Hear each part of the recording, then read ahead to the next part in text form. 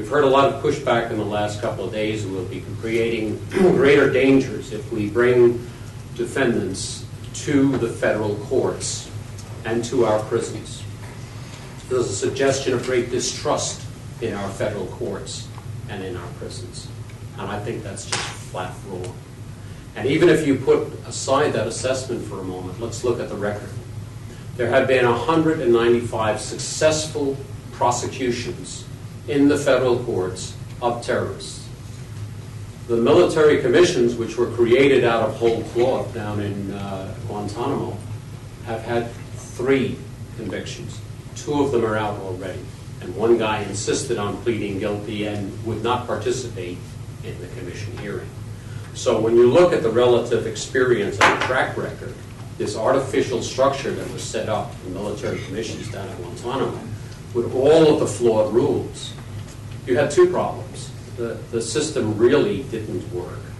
And even if you put somebody through the system and got a conviction, what kind of credibility is going to attach to that conviction?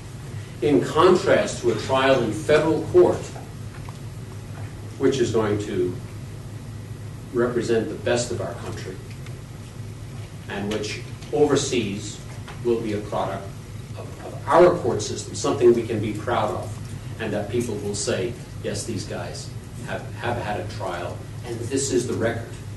But if you go through a proceeding, as in some of the commission cases, where evidence is withheld from the respondent, so he doesn't even know what's there, it's been reformed, now at least his counsel can see the evidence, you immediately give to the other side, to our enemies, reasons to suggest that this is all a show trial, that it's meaningless. They can't say that about our federal court systems. And we have in place in our federal courts numerous first judge-made rules and now statutes to protect evidence that will be introduced against these defendants. The Classified Information Protection Act being a key one. And very recently, they have decided to adopt the Classified Information Protection Act and apply it to the military commissions. But you can see we keep putting patches on the bicycle tires down at Guantanamo. The tire itself is deeply flawed. What's not flawed is our federal courts and our prisons. Those we can trust. Welcome any questions. Well, I'm going to get us started off with just a few basic questions to familiarize what's probably a very diverse audience in terms of background with some of these issues. Obviously, the Obama administration has announced that it intends to close Guantanamo eventually, not in January as originally set.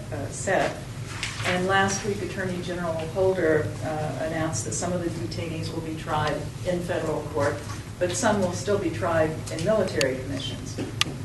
So I guess the first question is, what does that suggest? What are the implications of that? And perhaps as part of that, someone could explain what military commissions are for those who don't know, how they're lawfully constituted, and what they can try. On the assumption that most of us know federal crimes can be tried in federal court, but maybe not quite as familiar with military commissions. Can I make just one turn, and that is that either one of the techniques or all of them put together is to drive the number of people at Guantanamo to 0. Got to be treated as an individual, looked at, the process is ongoing, and it's all driven so we don't have anyone that we have to hold forever or whatever the time is.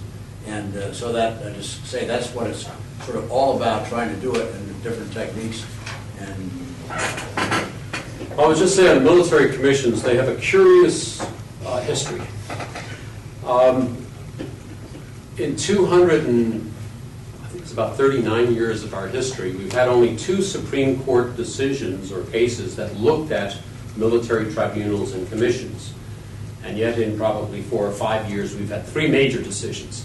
So what is this animal that has received so little attention in our early years and now has received such intense interest? Essentially, a military commission or tribunal is a function of command. So when these 2 gentlemen were in command, in a place where civilian law did not extend, And until well after World War II, when our armies were overseas, the jurisdiction of the federal courts did not extend overseas. And we have a Supreme Court decision in the 50s where the wife of a colonel murdered her husband in Japan.